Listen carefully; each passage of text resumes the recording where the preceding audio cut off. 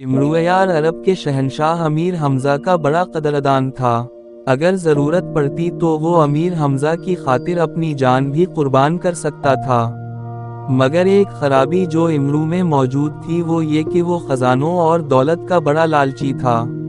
एक दिन अमीर हमजा ने इमरू को अपने दरबार में हाजिर होने का हुक्म दिया। हुक्म मिलते ही इमरू फौरन अमीर हमजा के दरबार में हाजिर हो गया।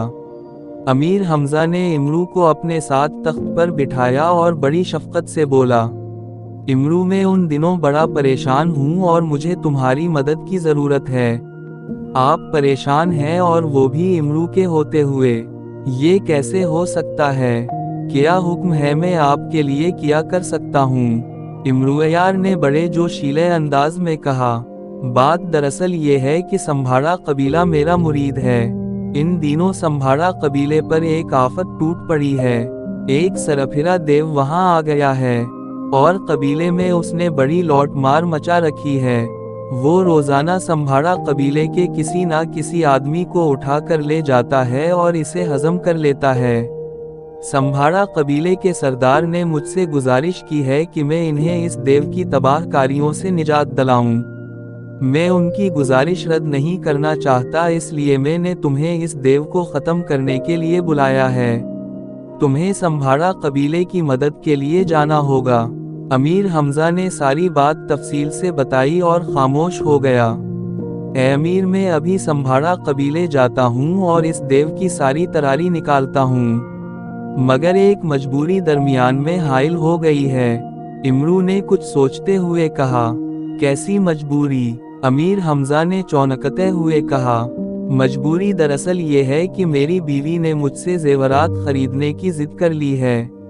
मगर मेरे पास इतनी कसीर रकम नहीं है कि मैं उसे जेवरात खरीद कर दे सकूं। अगर मैंने इसे जेवरात खरीद कर ना दिए तो वो मुझे जाने नहीं देगी। इमरू यार ने बहाना बनाते हुए कहा, दरअसल वो अमीर हमजा से माल हथियाना चाहता था। अमीर हमजा मुस्कुराने लगे, फिर बोले, हम पहले ही जानते थे कि तुम्हारी बीवी जेवरात के लिए जिद कर रही है। मगर तुम फिक्र ना करो, हम इसे मीना लेंगे। तुम खामोशी से संभाड़ा कबीले चले जाओ। ये क्या गजब कर रहे हैं आका? वो तो मेरी टांगें तोड़कर रख देगी। आपको शायद मालूम नहीं कि वो कितनी गुस्से वाली औरत है। आका, आप सिर्फ 10,000 अशरफियाँ दे दें ताकि मैं उसे जेवर खरीद कर दे दूं। इसके बाद ना रहेगा बांस ना बचेगी बांसुरी। मैं सुकून से जा सकूंगा। अमीर हमजा जानते थे कि इमरू रकम वसूल किए बगैर टलने वाला नहीं। चुनाचे इन्होंने 10,000 अशरफिया की एक थैली इमरू के हवाले कर दी। जाओ इमरू, अपनी बीवी को जेवरात खरीद कर दो और जाकर इस दरिंदे देव को ख़त्म कर दो। ना जाने उसने संभाड़ा कबीले में क्या लौट मार मचा रखी है। उमरों ने अशरफिया की थैली अपनी मुट्ठी में दबाई और बोला, आका आप फिक्र ना करें। अब मैं इस दरिंदे की गर्दन काट कर आपके कदमों में डाल दूंगा। वो समझता किया है खुद को। ये कहते हुए इमरू खुशी खुशी बाहर निकल गया। महल से बाहर आकर इमरू ने ज़नबील से अपना सुलेमानी कालीन निकाला और ज़मीन पर बिछाकर खुद इस पर बैठ गया। फिर बोला, ए सुलेमानी कालीन, मुझे संभाड़ा कबीले तक पहुंचा दे। इमरू यार के इतना कहते ही सुलेमानी कालीन फिजा में बुलंद हुआ और उड़ने लगा।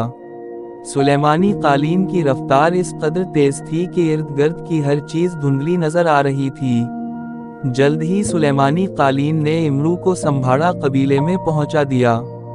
घास फूस की झोपड़ियों में पर मुश्तमिल ये कबीला कई सालों से अरब में बिस्ता चला आ रहा था। कबीले के लोगों ने जब उड़ता हुआ कालीन देखा तो वो सब इकट्ठा होना शुरू हो गए। इमरू ने सुलेमानी कालीन को उन लोगों के दरमियान उतरने का हुक्म दिया। सुलेमानी कालीन आहिस्ता आहिस्ता इन लोगों के दरमियान में आकर जमीन पर रुक गया। इमरू कालीन से नीचे उतरा और कालीन लपेटकर अपनी ज़नबील में रख लिया। फिर वो सब लोगों पर नजर डालता हुआ बोला, अच्छा था तुम हो संभाड़ा कबीले के लोग। एक बूढ़ा आदमी आगे बढ़ा और थरथर कांपती हुई आवाज में बोला, हाँ हम संभाड़ा कबीले के लोग हैं, मगर तुम कौन हो? कहीं तुम इस दरिंदा देव के चेले तो नहीं? हाँ, मैं इस देव का चेला हूँ, इमरू ने बारब अल्फाज में कहकहा लगाते हुए कहा। अब जो कुछ भी तुम्हारे पास है खामोशी से मेरे हवाले कर दो, वरना तुम में से कोई भी जिंदा ना बचेगा। इमरू की धमकी सुनकर सब लोग डर गए और खौफ के मारे तमाम लोगों ने अपना अपना माल इमरू के हवाले कर दिया, ताकि इन लोग उन पर कोई मुसीबत ना आ जाए।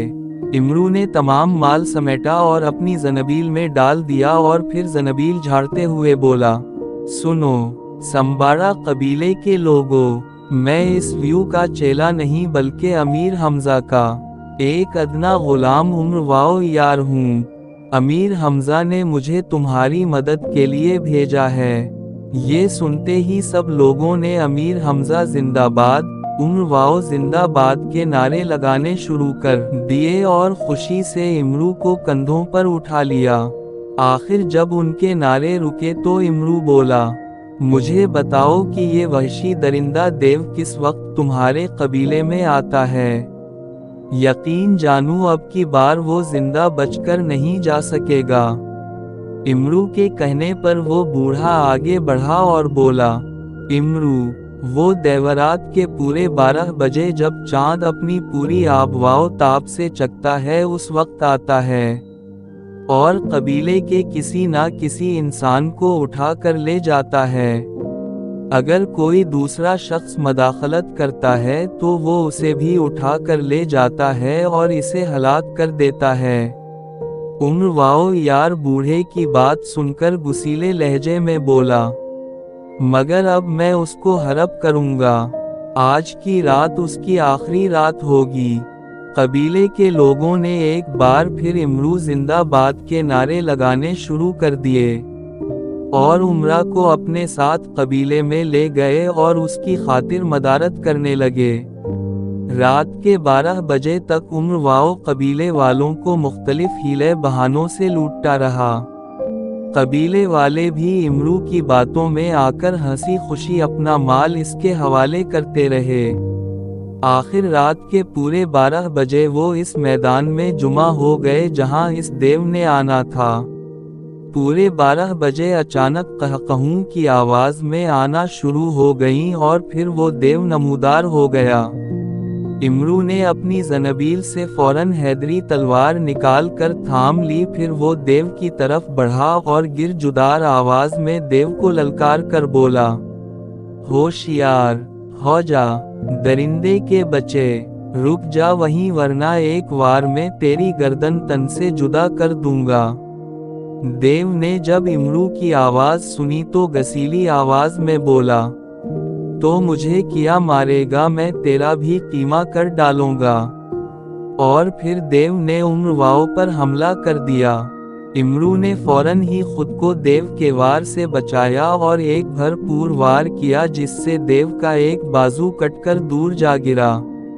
इसके बाद इमरू ने यक्के बाद दीगरे हमले करके देव की गर्दन तन से जुदा कर दी और वो तड़पते तड़पते दम तोड़ गया। बस्ती के तमाम लोगों ने जोरदार आवाज में इमरू जिंदाबाद के नारे लगाने शुरू कर दिए और इमरू को अपने कंधों पर उठा लिया। इसके बाद इमरू ने बस्ती वालों से इजाजत चाही और अपने शहर बसरा की तरफ रवाना हो गया।